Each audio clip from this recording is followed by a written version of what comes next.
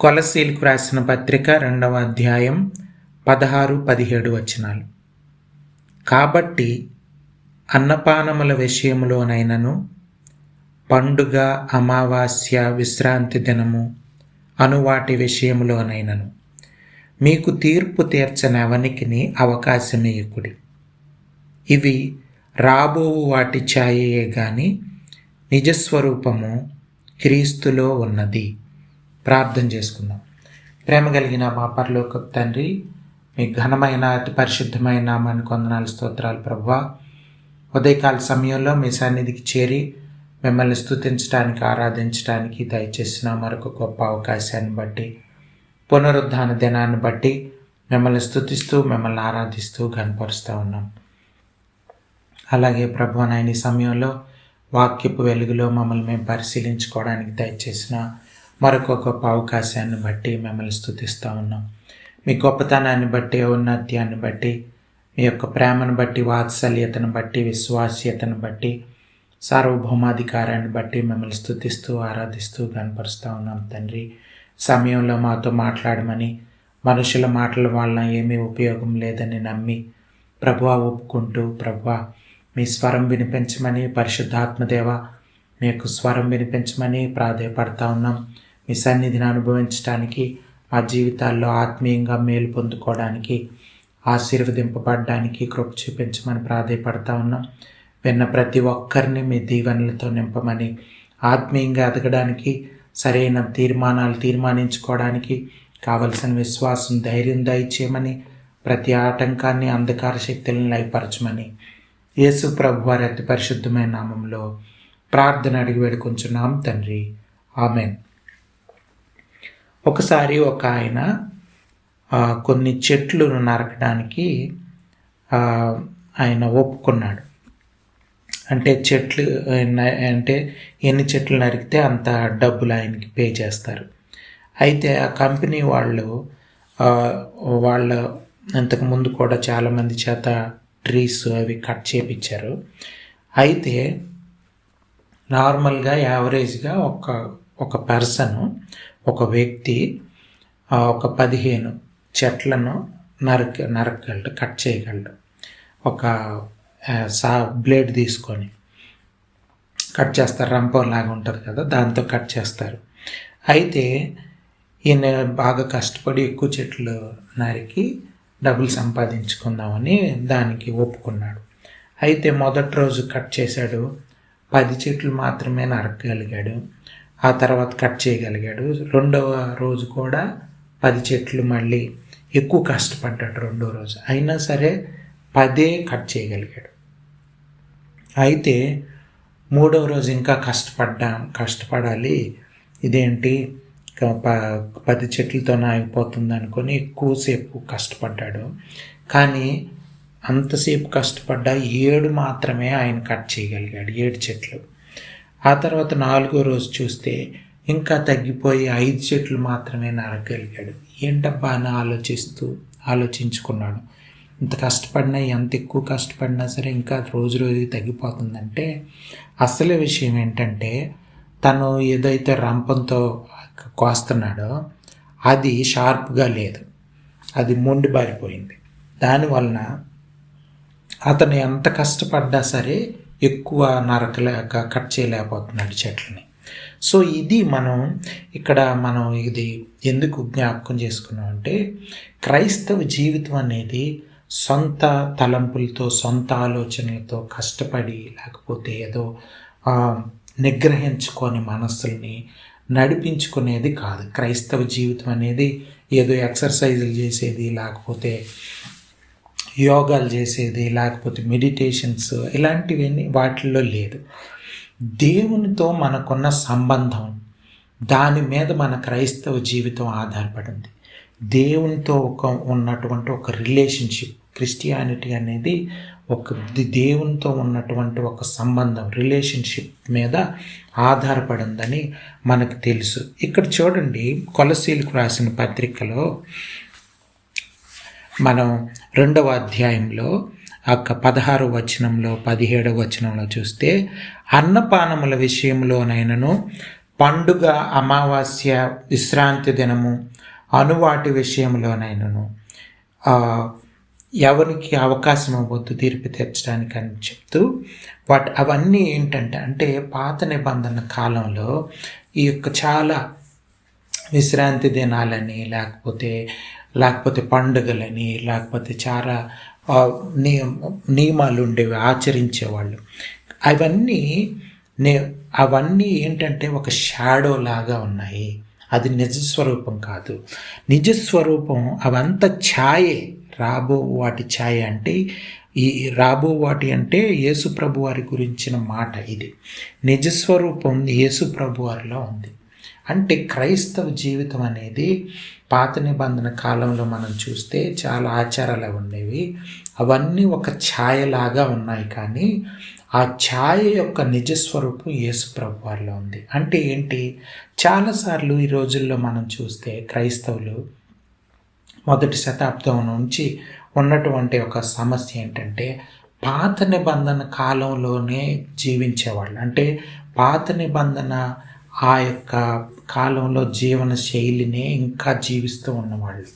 పరిసయ్యులు, శాస్త్రులు ఎటువంటి వాళ్ళు చూసినా యేసు ప్రభు వారు వచ్చినప్పుడు వాళ్ళు కూడా ఏంటంటే నియమ నిబంధనలు లేకపోతే కొన్ని ప్రిన్సిపల్స్ ఫాలో అవ్వడం, వంతు అవ్వడం, విశ్రాంతి దినాన్ని పాటించడం, ఇటువంటి ఎక్కువగా వాడు చేసి అసలు విషయం పోగొట్టుకునేవాళ్ళు.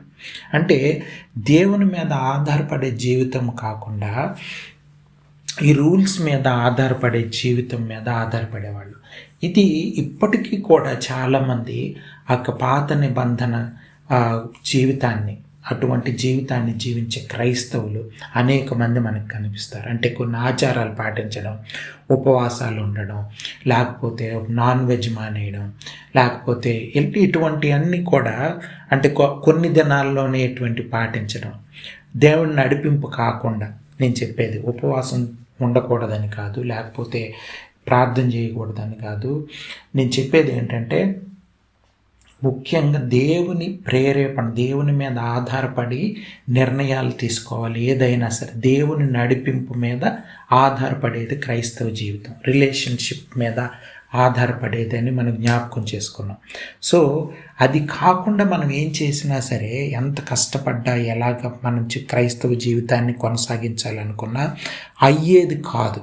ఇదే మనం ఈ ఇల్లస్ట్రేషన్లో కూడా మనం ఉదయకాల సమయంలో జ్ఞాపకం చేసుకున్నాం. అంటే చెట్లు నరకడానికి చూస్తూ ఉన్నాడు, కానీ రోజు రోజుకి తగ్గిపోతుంది. రోజుకి 7, 5 అట్లా నరకలేకపోతున్నాడు. కారణం ఏంటంటే అసలు ఆ హ్యాక్సా ఏదైతే ఉందో అది షార్ప్గా లేదు, ఆ రంపం షార్ప్గా లేదు, అంటే పదునుగా లేదు, కట్ చేయలేకపోతుంది. సో ఇది మనం దేవునితో రిలేషన్షిప్ చాలా ప్రాముఖ్యమైనది. అది లేకుండా క్రైస్తవ జీవితం కొనసాగే అవకాశం లేదు. ఇది ప్రాముఖ్యంగా ఉదయకాల సమయంలో మనం జ్ఞాపకం చేసుకోవాలి.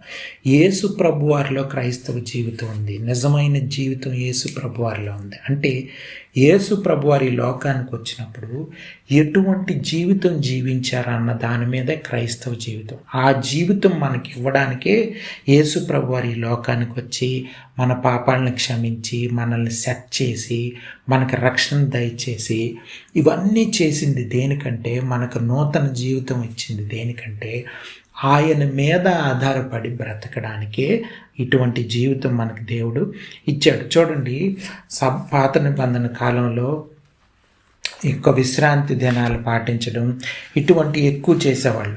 సో ఆ విశ్రాంతి దినం గురించి చూడండి, యెషయా గ్రంథం 58వ అధ్యాయం 13వ వచనంలో మనం చూస్తే, నా విశ్రాంతి దినమున వ్యాపారము చేయకుండా నాకు ప్రతిష్ఠితమైన దినమని నీవు ఊరకుండిన ఎడల విశ్రాంతి దినము మనోహరమైనదియు యెహోవాకు ప్రతిష్ఠ దినమనియు ఘనమైనదియు అనుకొని దాని ఘనముగా ఆచరించిన ఎడల, నీకిష్టమైన పనులు చేయక వ్యాపారము చేయకయు లోక వార్తలు చెప్పుకొనకయు ఉండిన ఎడల నీవు యెహోవా యందు ఆనందించదవు, దేశము యొక్క ఉన్నత స్థలము మీద నేను నిన్ను ఎక్కించదను, నీ తండ్రి అయిన యాకోబు స్వాస్థ్యమును నీవు అనుభవములో ఉంచెదను. చూడండి ఎంత గొప్ప మాట ఇది. అంటే నిజంగా విశ్రాంతి దినం దేనికి దేవుడు దయచేశాడంటే, మనము దేవుని మీద ఆధారపడే జీవితం గురించి మనం ఆలోచించడానికి. అది చూడండి, వ్యాపారం చేయకూడదు. చూడండి, మనోహరమైనదిగా డిలైట్ఫుల్గా అయిపోతుంది మన జీవితాల్లో విశ్రాంతి దినం అనేది. ఎప్పుడు అనంటే, ఎప్పుడు ఇలాగ ఉంటుంది, మనోహరంగా ఉంటుంది అంటే ఘనమైనదిగా ఎంచుకొని మనకిష్టమైన మనిష్టానుసారంగా పనులు చేయకూడదు. ఆ రోజు మనిష్టానుసారమైన బిజినెస్లు చేయకూడదు. అలాగే మనిష్టానుసారంగా మాట్లాడకూడదు. అంటే దేవుని మార్గాలు, దేవుని ఆలోచనలు, దేవుని తలంపుల మీద ఆధారపడే ఒక రోజు విశ్రాంతి దినం. చూడండి, ఈ విశ్రాంతి దినం అనేది పాత రోజుల్లో చూస్తే ఆ రోజుల్లో వాళ్ళు ఇష్టం వచ్చింది చేయడానికి లేదు. అప్పుడు వాళ్ళకి ఎలాగుండేది, చాలా బర్డెన్సమ్గా ఉండేది. ఇశ్రాయేలీలు ఏమనుకునేవాళ్ళంటే విశ్రాంతి దినం వచ్చిందంటే అంత ఏమి చేయకుండా దేవుని పనులే, దేవుని మీద ఆధారపడే బ్రతికే ఒక రోజు అది విశ్రాంతి దినం అనేది. మన ఇష్టానుసారంగా వ్యాపారం చేయడానికి, మాట్లాడుకోవడానికి లేదు, ఇష్టమైన పనులు చేసుకోవడానికి లేదు ఆ రోజు. సో ఆ రోజు చాలా భారంగా ఉండేది చాలామందికి, ఇశ్రాయేలీలకి. ఈ రోజుల్లో కూడా దేవుని మీద ఆధారపడే జీవితం అంటే చాలామందికి కష్టతరం. క్రైస్తవుల్లో మనం గమనిస్తే ఎవరైతే యేసు ప్రభు వారిని వెంబడించాలని నిర్ణయించుకున్నారో అటువంటి వారికి ఇటువంటి జీవితం జీవించడం కష్టతరంగా అనిపించేస్తుంది. పాత రోజుల్లో ఎలాగైతే బర్డెన్సమ్గా ఉందో అలాగే. కానీ యాక్చువల్గా మనం ఈ పనులు చేయకుండా, మన ఇష్టానుసారంగా కాకుండా దేవునికి ప్రతిష్ఠితం చేసుకొని ఘనమైనదిగా ఎంచుకొని ఘనంగా ఆచరిస్తే మనోహరంగా డిలైట్ఫుల్గా మన జీవితంలో ఆ రోజు ఉంటుంది, ఆ విశ్రాంతి దినం అనేది. సో అక్కడ నేర్చుకోవాల్సిన పాఠం ఏంటంటే, చూడండి, మన సొంత పనులు, సొంత ఆలోచనలు, సొంత తలంపులు కానీ విడిచిపెట్టుకోగలిగితే దేవునిలో ఆనందించే ఒక జీవితం మనకు దొరుకుతుందని విశ్రాంతి దినం నేర్పిస్తుంది పాత నిబంధన కాలంలో. అది యేసు ప్రభు వారు వచ్చినప్పుడు యేసు ప్రభు వారిలో అది నెరవేర్చబడింది. అది చూడండి, ఇక్కడ కొలసీలకు రాసిన పత్రికలో అదే ఉంది. కొలసీలకు రాసిన పత్రిక 2వ అధ్యాయంలో మనం చూసినప్పుడు నిజస్వరూపం యేసు ప్రభు వారిలో ఉందని ఉంది. అంటే ఏంటి, యేసు ప్రభు వారు ఈ లోకానికి వచ్చినప్పుడు మనకి 24 గంటలు ప్రతిరోజు కూడా దేవుని మీద ఆధారపడి, మనోహరంగా దేవుని మీద ఆధారపడి ఆనందంగా, సంతోషంగా బ్రతికే ఒక జీవితాన్ని ఆయన జీవించి చూపించారు మనకి. ఈ లోకంకి వచ్చినప్పుడు ఆయన సంపూర్ణంగా దేవుని మీద ఆధారపడితే ఎంత ఆనందకరంగా, సంతోషకరంగా బ్రతకొచ్చు అన్నది ఆయన జీవించి చూపించారు మనోహరంగా. పాత నిబంధన కాలంలో విశ్రాంతి దినంలో అటువంటి అవకాశం దొరికేది. విశ్రాంతి దినం రోజున మనోహరంగా, డిలైట్ఫుల్గా బ్రతికే అవకాశం దొరికేది. ఎందుకంటే సొంత పనులు, సొంత ఆలోచనలు, వ్యాపారాలు, సొంత మాటలు కూడా మాట్లాడడానికి లేదు, ఇష్టానుసారంగా మాట్లాడడానికి లేదు. సో అటువంటిది యేసు ప్రభు వారిలో ప్రతిరోజు విశ్రాంతి దినమే. క్రైస్తవునికి ప్రతిరోజు విశ్రాంతి దినమే. అంటే ప్రతిరోజు ఇష్టానుసారంగా మాట్లాడడానికి లేదు, ఇష్టమైన వ్యాపారాలు చేసుకోవడానికి లేదు, ఇష్టానుసారంగా ఆలోచించడానికి లేదు.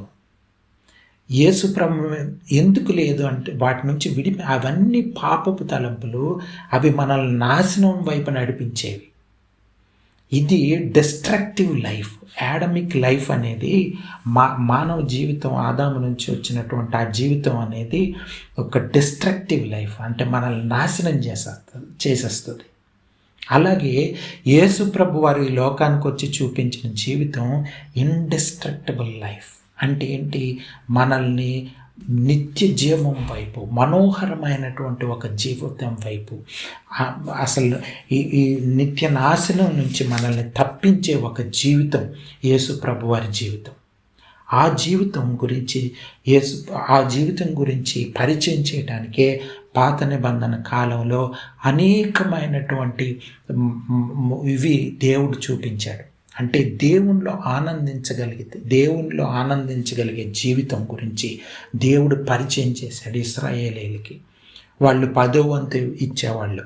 వాళ్ళంతా కలిసి ఆ 12 తెగల వాళ్ళు కలిసి 10వ వంతు దేవునికి తీసుకొచ్చి ఇచ్చేవాళ్ళు. ఆ 10వ వంతు ఏంటంటే ఈ రోజుల్లో లాగా డబ్బులు కాదు. ఆ రోజుల్లో వాళ్ళు క్రాప్స్లో నుంచి, పంటల్లో నుంచి 10వ వంతు తీసి దేవునికి ఇచ్చేవాళ్ళు. వాళ్ళు పండించుకునేవాళ్ళు. డబ్బుల గురించిన ప్రస్తావన లేదు. కానీ ఈ రోజుల్లో చాలా ఈ 10వ వంతుని ఇంకా పాత నిబంధన కాలంలో బ్రతికే వాళ్ళు అనేక మంది ఉన్నారు. ఇంకా 10వ వంతు ఇవ్వండి అడిగేవాళ్ళు. 10వ వంతు తీసి కష్టంగా తిట్టుకుంటూ, సణుక్కుంటూ, గొణుక్కుంటూ ఇచ్చేవాళ్ళు చాలామంది ఉన్నారు. కానీ 10వ వంతు విషయం చూడండి, నూతన నిబంధనలో ఈ కాలంలో 10వ వంతు అన్నది లేదు.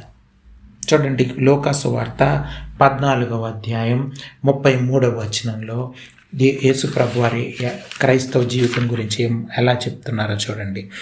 ఆ ప్రకారమే మీలో తనకు కలిగినదంతయు విడిచిపెట్టని వాడు నా శిష్యుడు కానేరడు. లూకా 14:33. ఆ ప్రకారమే మీలో తనకు కలిగినదంతయు విడిచిపెట్టనివాడు నా శిష్యుడు కానేరడు. ఇది నూతన నిబంధనలో దేవుడు మనకిచ్చే క్రొత్త జీవితం. ఇందులో 10వ వంతులు ఇలాంటివి లేవు. మన దగ్గర ఉన్న ప్రతీది, మనకు సంబంధించిన ప్రతీది, మనది అనుకుంటున్న ప్రతీది కూడా దేవుని కోసం విడిచిపెట్టడానికి సిద్ధంగా లేకపోతే క్రైస్తవుడు కానేరడు, దేవుని శిష్యుడు కానేరడు. చూడండి, ఇది మనం అర్థం చేసుకోవాలి. ఇది క్రైస్తవ జీవితం అనేది పాత నిబంధన కాలంలాగా ఒక రూల్స్, రెగ్యులేషన్స్, ప్రిన్సిపల్స్ పాటించేది కాదు. క్రైస్తవ జీవితం యేసు ప్రభు వారిలో నిజస్వరూపం అయినది. యేసు ప్రభు వారి జీవితమే నిజమైన క్రైస్తవ జీవితంగా మనం గమనించుకోవాలి. పాత నిబంధన కాలంలో కూడా చూడండి, అబ్రహాముని దేవుడు విశ్వాసిగా తయారు చేయడానికి, నిజమైన విశ్వాసిగా తయారు చేయడానికి ఐజక్ని ఎక్కువగా ప్రేమిస్తున్న సమయంలో తనకు ఉన్న ఏకైక కుమారుడు ఇస్సాకుని ఎక్కువగా ప్రేమించి తనకు కలిగినదంతా ఇస్సాకే అనుకొని ఉంటాడు అబ్రహాం. అప్పుడు దేవుడు ఏం చేశాడంటే ఆ ఇస్సాకుని బలిచ్చేయమన్నాడు. అంటే ఆల్మోస్ట్ ఇచ్చేసినట్లే. ఎందుకంటే సిద్ధపడిపోయి నరకడానికి సిద్ధమైపోయాడు. వధించడానికి కత్తి పైకి ఎత్తేసాడు. అంటే విడిచిపెట్టేశాడు. ఇస్సాకునే ఆ రోజు నుంచి నాకు సంబంధించింది కాదని విడిచిపెట్టేశాడు. అదే మనం ఇక్కడ లోకాసు వార్తలో కలిగినదంతయు విడిచిపెట్టకపోతే దేవుని శిష్యుడు కానేరడని యేసు ప్రభు వారి మాటలు మనం జ్ఞాపకం చేసుకోవాలి. క్రైస్తవ జీవితం అనేది ఇలాంటి రూల్స్ పాటించేది కాదండి. ఇది మనం అర్థం చేసుకోవాలి. లేకపోతే మనం కంటిన్యూస్గా ఆ డిస్ట్రక్టివ్ లైఫ్నే జీవించే అవకాశం ఉంటుంది. నాశనకరమైన జీవితం ఒకటి ఉంది. అదే మన ఇష్టానుసారంగా బ్రతికే జీవితం. అది మనల్ని నాశనం వైపు నడిపిస్తుంది. ఎందుకంటే మనిషి నుంచి వచ్చే ప్రతి ఆలోచన, ప్రతి తలంపు నాశనకరమైనదై ఉంటుంది. ఇది అర్థం చేసుకోవాలి. సో అందుకనే చాలామంది క్రైస్తవులకి ఎందుకు సబ్స్టాండర్డ్ క్రిస్టియన్ లైఫ్ జీవిస్తున్నారంటే, చాలా లో స్టాండర్డ్ లైఫ్ క్రైస్తవ జీవితం జీవిస్తున్నారంటే కారణం ఏంటంటే వాళ్ళకు విడిచిపెట్టుకోవడానికి ఇష్టం లేదు, దేవుని మీద ఆధారపడడానికి ఇష్టం లేదు, దేవుని అధికారానికి లోబడడానికి ఇష్టం లేక ఎన్నో మనోహరమైన గొప్ప డిలైట్ఫుల్ లైఫ్ని వదులుకుంటున్నారు చాలామంది. ఊరికనే ఆదివారం చర్చికి వెళ్ళడం, లేకపోతే ఏదైనా ప్రార్థన వెళ్ళడం, రావడం, మళ్ళీ ఇష్టానుసారంగా జీవించడం, ఇష్టం వచ్చినట్టు నిర్ణయాలు తీసుకోవడం, దీనివల్లనే నిజమైన క్రైస్తవ జీవితం అనుభవించే అవకాశం దొరకట్లేదు చాలామందికి. క్రైస్తవ జీవితం అనుభవించే అవకాశం దొరకట్లేదు. ఒక ఆయన ఒకసారి బల్లలో పాల్గొనేటప్పుడు ముందు ఆయన దైవ సేవకుడు ప్రసంగం చేస్తూ ఉన్నాడు, దేవుని మాటలు చెప్తూ ఉన్నాడు. ఎవరి మీదనైనా మీకు కక్ష ఉన్నా, లేకపోతే ద్వేషం ఉన్నా, పగ ఉన్నా, ఏమున్నా, వాళ్ళతో సరిగ్గా మీకు సంబంధం లేకపోతే రిలేషన్షిప్ ఎవరితోనైనా సరిగ్గా లేకపోతే మీరు వెళ్ళి వాళ్ళని క్షమించమని అడిగి అప్పుడు వచ్చి మీరు ఇందులో పాల్గొవాలి, అలా పాల్గొకూడదని ఆయన మాటలు చెప్తూ ఉంటున్నప్పుడు పరిశుద్ధాత్మ దేవుడు ఆయన హృదయంలో ఒప్పింపు కలుగజేసిన దాని వలన ఆయన ఏం చేశాడంటే వెంటనే అక్కడి నుంచి సంఘం నుంచి లేచి వెళ్ళిపోయి ఆయన క్షమాపణ అడగాలని లోపల నుంచి ప్రేరేపణ వస్తుంది. అయితే అతనికి ఆలోచన వచ్చింది, ఒకవేళ నేను ఇప్పుడు వెళ్ళాను అనుకోండి, నేను వచ్చే సమయానికి ఇక్కడ బల్ల కార్యక్రమం అంతా అయిపోతుంది, ఎలాగా అంటే అని ఆలోచించుకుంటున్నాడు. కానీ లోపల నుంచి మట్టుకు ఇప్పుడే వెళ్ళి ఆయన క్షమాపణ అడుగు అని లోపల నుంచి ప్రేరేపణ వస్తూ ఉంది. వెంటనే ఆయన బయటకు వచ్చేసాడు. వెళ్ళి వాళ్ళ దగ్గరికి, ఆ స్నేహితుని దగ్గరికి వెళ్ళి క్షమాపణ అడిగి మళ్ళీ వచ్చేసరికి చాలా దూరం వెళ్ళాడు. చాలా దూరం ప్రయాణం చేసి వెళ్ళి వచ్చినప్పటికీ ఇంకా దైవ సేవకుడు ప్రసంగం చేస్తానే ఉన్నాడంట. ఇది నిజంగా జరిగిన సంఘటన. ఇంకా అప్పుడు ఆయనకు ఆశ్చర్యం కలిగింది. అంటే దేవుడు ఎంత గొప్ప ఆశ్చర్యకార్యాలు చేసే దేవుడు అని అర్థమైంది. ఆయన ప్రసంగం చేస్తూ ఉన్నప్పుడు ఆయన టాపిక్ కొంచెం డైవర్ట్ అయిపోయి వేరే టాపిక్కి వెళ్ళిపోయి కొంచెం సమయాన్ని ఇదైపోయాడు. అంటే దేవుడు మనం నిజంగా హృదయంలో మనం తీర్మానించుకున్నప్పుడు మనకు సహాయం చేసే దేవుడు. చూడండి, ఆయన క్షమాపణ అడిగి వచ్చేసరికి ఇంకా నెక్స్ట్ వెంటనే ఆయన ప్రసంగం అప్పుడే ముగించి బల్లలో పాల్గొందామని ఆయన అంటా ఉన్నాడు. ఈయన వెళ్ళి బల్లలో పాల్గొన్నాడు. చూడండి, ఇది క్రైస్తవ జీవితం అంటే. ఇది క్రైస్తవ జీవితం అంటే మనల్ని మనం నిత్యం దేవునికి సమర్పించుకుంటూ, దేవునికి లోబడుతూ మన జీవితాన్ని నడిపించుకునేది క్రైస్తవ జీవితం. చూడండి, చాలా విషయాలు నూతన నిబంధనలో ఉన్న విషయాలు పాత నిబంధన కాలంలో వాళ్ళకి ఆ మాటలు లేవు. పాత నిబంధన కాలంలో అంటే ఓల్డ్ టెస్టిమెంట్లో ఇటువంటి మాటలు లేవు. చూడండి, ఉదాహరణకి ఫిలిప్పీలకు రాసిన పత్రిక 4వ అధ్యాయం 4వ వచనంలో ఏముందంటే రిజాయిస్ ఆల్వేస్ అని ఉంది. అంటే ఆనందించుడి, మళ్ళా చెప్తున్నాను, ఎల్లప్పుడూ ఆనందించుడి అని మాట మనం చూస్తాం. అంటే పాత నిబంధన కాలంలో ఎల్లప్పుడూ ఆనందించే అవకాశం, అటు వాళ్ళకి విశ్రాంతి దినం వచ్చినప్పుడే మనోహరంగా గడిపే అవకాశం దొరికేది. కానీ ఇప్పుడు మనం చూస్తే యేసు ప్రభు వారిని బట్టి, ఆయన మరణ పునరుద్ధానాలను బట్టి ఎల్లప్పుడూ ఆయనలో జీవించే అవకాశం, ఎల్లప్పుడూ కృపలో బ్రతికే అవకాశం, కృపలో నిలిచి ఉండే అవకాశం, ఎల్లప్పుడూ దేవునిలో ఆనందించే అవకాశం ఈ నూతన నిబంధన కాలంలో మనకు దొరుకుతూ ఉంది. ఇది చాలామంది అనుభవించలేకపోతున్నారు. నిత్యం ప్రార్థన చేసే అవకాశం ఉంది, నిత్యం దేవునిలో ఆనందించే అవకాశం ఉంది, నిత్యం దేవునికి కృతజ్ఞతాస్తుతులు చెల్లించే అవకాశం ఉంది. ఇవన్నీ ఎలాగో దొరుకుతున్నాయంటే యేసు ప్రభు వారిని బట్టి, ఆయన జీవితాన్ని జీవిస్తే, మన సొంత జీవితానికి మన సొంత తలంపులని వాటన్నిటినీ సిలువకు అప్పగించగలిగితే ఇటువంటి జీవితం మనకు సాధ్యం.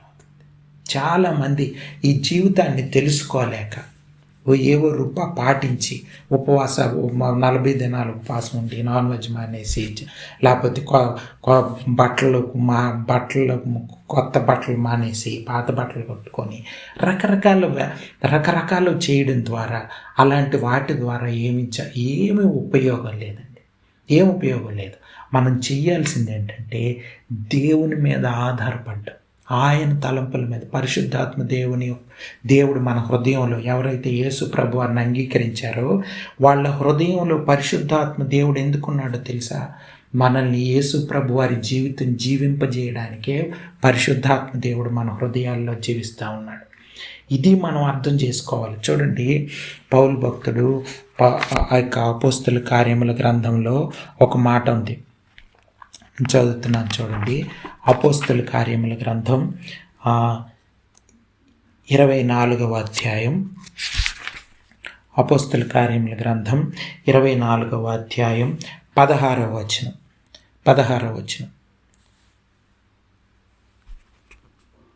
ఈ విధమున నేనును దేవుని ఎడల మనుష్యుల ఎడలను ఎల్లప్పుడూ నా మనస్సాక్షి నిర్దోషమైనదిగా ఉండునట్లు అభ్యాసము చేసుకొనుచున్నాను. అంటే ఎల్లప్పుడూ మనస్సాక్షిని నిర్దోషంగా ఉంచుకునే అవకాశం ఉంది. యేసు ప్రభు వారిని బట్టి, యేసు ప్రభు వారి మీద ఆధారపడితే, పరిశుద్ధాత్మ దేవుని మాటలకు లోబడితే ఇటువంటి అవకాశం ఉంది.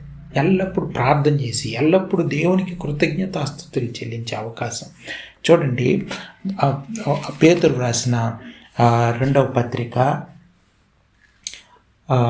1వ అధ్యాయం 3-4 వచనాలు చదువుతున్నాను. చూడండి, 2-3 కలిసి ఉన్నాయి. పేతురు రాసిన 2వ పత్రిక 1వ అధ్యాయం 2వ వచనం నుంచి 4 వరకు. తన మహిమను బట్టి గుణాతిశయమును బట్టి మనలను పిలిచిన వాణి గూర్చిన అనుభవ జ్ఞాన మూలముగా ఆయన దైవశక్తి జీవమునకును భక్తికిని కావలసిన వాటన్నిటిని మనకు దయచేయుచున్నందున దేవుని గూర్చినట్టు మన ప్రభు అయిన యేసును గూర్చినట్టునైనా అనుభవ జ్ఞానము వలన మీకు కృపయు సమాధానమును విస్తరించుగాక. ఆ మహిమ గుణాతిశయములను బట్టి ఆయన మనకు అమూల్యములను అత్యధికములనైన వాగ్దానములను అనుగ్రహించి ఉన్నాడు. దురాశను అనుసరించుట వలన లోకమందున్న భ్రష్టత్వమును ఈ వాగ్దానముల మూలముగా మీరు తప్పించుకొని దేవ స్వభావమునందు పాలివారగునట్లు వాటిని అనుగ్రహించారు. దేవుడు మనకి వాగ్దానాలు అమూల్యమైనటువంటివి, అంటే ప్రైస్లెస్, అంటే మనం ఎంత చెల్లించినా మనకు దొరకనటువంటి గొప్ప వాగ్దానాలు యేసు ప్రభు వారి జీవితంలో ఉన్నాయి. అయితే ఆ అవన్నీ ఎందుకు ఇచ్చాడు? ప్రామిసెస్ అన్నీ ఎందుకు ఇచ్చాడు? అంత విలువైన ప్రామిస్లు అంటే నిత్య జీవం దొరికే అవకాశం మనకుంది, నిత్యం ఆనందించే అవకాశం ఉంది, నిత్యం ప్రార్థించే అవకాశం ఉంది, నిత్యం మనస్సాక్షిని కాపాడుకునే అవకాశం ఉంది. ఇటువంటి వాగ్దానాలు ఎందుకు ఇచ్చాడంటే దేవుని స్వభావమునందు పాలివారగు, అంటే ఆయన జీవితంలో పార్టిసిపేట్ చేసేటట్టు. యేసు ప్రభు వారి జీవితంలో మనం భాగస్వాములం అయిపోయాం, పాలివారం అయిపోయాం. ఎంత గొప్ప సంతోషకరమైనటువంటి ఒక గొప్ప జీవితం, గొప్ప వాగ్దానాలు ఇవన్నీ మనకి యేసు ప్రభు వారి జీవితంలో ఉన్నాయి. ఇది ఇండిస్ట్రక్టబుల్ లైఫ్, ఇది నాశనం కాని ఒక గొప్ప జీవితం. ఈ జీవితాన్ని ఉదయకాల సమయంలో మనం హత్తుకుందాం, దాని మీద ఆధారపడి బ్రతుకుతాం. యేసు ప్రభు వారు ఎలా జీవించారో అటువంటి జీవితాన్ని అర్థం చేసుకుంటూ మనం బ్రతుకుతాం, తీర్మానించుకుందాం. పరిశుద్ధాత్మ దేవుడు మనల్ని ఒప్పింపజేయను గాక. ప్రార్థన చేసుకుందాం. ప్రేమ కలిగిన మా పరలోకపు తండ్రి, మీ ఘనమైన అతి పరిశుద్ధమైన నామానికి వందనాలు ప్రభువా. ఉదయకాల సమయంలో మీ సన్నిధికి చేరి మిమ్మల్ని స్తుతించి ఆరాధించడానికి, గణపరచడానికి దయచేసిన అవకాశాన్ని బట్టి, సమయంలో వాక్యాన్ని ధ్యానించడానికి దయచేసిన మరొక గొప్ప అవకాశాన్ని బట్టి మిమ్మల్ని స్తుతిస్తూ మీ దీవెనల ఆశీర్వాదాలతో నింపమని ప్రభువా నాయన మా తీర్మానాలని, ప్రభువా నాయన నిర్ణయాలని ప్రభువా మీరు నెరవేర్చమని ప్రాధేయపడుతూ పరిశుద్ధాత్మ దేవ మిమ్మల్ని స్తుతిస్తూ యేసు ప్రభు వారి అతి పరిశుద్ధమైన నామంలో ప్రార్థన అడిగి వేడుకుంటున్నాం తండ్రి. ఆమేన్.